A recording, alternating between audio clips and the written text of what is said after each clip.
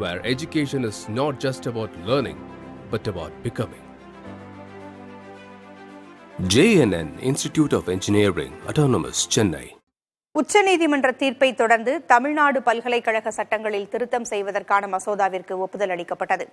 அதன்படி தமிழகத்தில் அண்ணா பல்கலைக்கழகம் உட்பட 4 பல்கலைக்கழகங்களுக்கு புதிய துணைவேந்தர்களை தேர்வு செய்ய அமைக்கப்பட்ட தேடுதல் குழுக்களின் செயல்பாடு குறித்த கூடுதல் தகவல்களை வழங்க நமது செய்தியாளர் விக்னேஷ் முத்து இணைந்திருக்கிறார். விக்னேஷ் முத்து, தேடுதல் குழுக்களினுடைய செயல்பாடு தற்பொழுது எப்படி இருக்கிறது?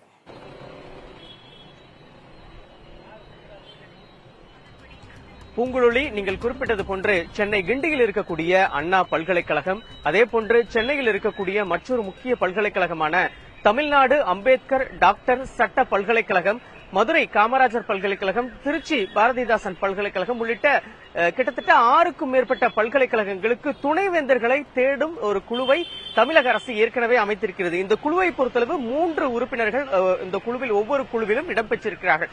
முன்னாள் உயர்நீதிமன்ற நீதிபதி ஒருவர், முன்னாள் துணைவேந்தர் ஒருவர், முன்னாள் செனட் உறுப்பினர்கள். இந்த குழுவை பொறுத்தளவு புதிய துணைவேந்தர்களை தேடும் பணியை தற்பொழுது தீவிரமாக தொடங்கி இருக்கிறது. வரக்கூடிய ஆகஸ்ட் 13ஆம் தேதிக்குள் புதிய துணைவேந்தர்களை தேர்வு செய்து தமிழக அரசுக்கு அவர்கள் அனுப்ப வேண்டும். இதுதான் அவர்களுடைய நடைமுறை. மிக முக்கியமாக துணைவேந்தர்களுக்கான அந்த தகுதியை அவர்கள் ஏற்கனவே தெரிவித்திருக்கிறார்கள். அதே போன்று துணைவேந்தர்கள் பதவிக்கு யார் வேண்டுமானாலும் விண்ணப்பிக்கலாம் என்று ஏற்கனவே அறிவிக்கப்பட்டிருக்கிறது. துணைவேந்தர்களாக தகுதியான நபர்கள் விண்ணப்பிக்கும் பொழுது இந்த குழு அவர்களை முழுமையாக அவர்களுடைய படிப்பு உள்ள ஆராய்ச்சி உள்ளிட்டவைகளை ஆராய்ந்து 3 பேர்களை, அதாவது ஒவ்வொரு பல்கலைக்கழகத்துக்கும் 3 துணைவேந்தர்கள் தொடர்பான இறுதி பெயர் பட்டியல் தேர்வு செய்யப்பட்டு அவற்றை நேரடியாக தமிழக அரசுக்கு அனுப்பும்.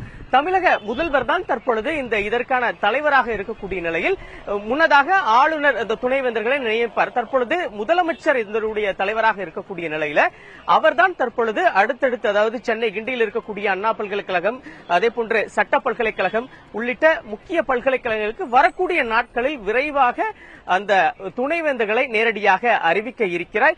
இந்த நியமனத்தை பொறுத்தளவு அரசியலுக்கு அப்பாற்பட்டு முழுமையாக இந்த குழு என்பது செயல்பட வேண்டும் என்று ஏற்கனவே முதலமைச்சர் ஒரு உத்தரவை பிறப்பித்திருக்கக்கூடிய நிலையில் இந்த பணி என்பது தற்பொழுது தீவிரமாக நடைபெற்று வருகிறது. கிட்டத்தட்ட 6க்கும் மேற்பட்ட பல்கலைக்கழகங்களில் துணைவேந்தர் இல்லாமல் பதிவாளர் தான் தற்பொழுது பொறுப்பெடுத்து பல்கலைக்கழக நடவடிக்கைகளை கவனித்து வருகிறார்.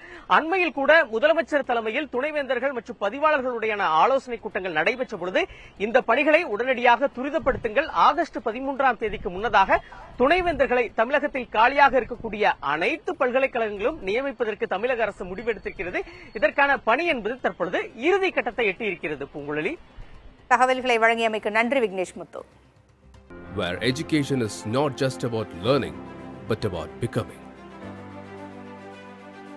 JNN Institute of Engineering, Autonomous, Chennai.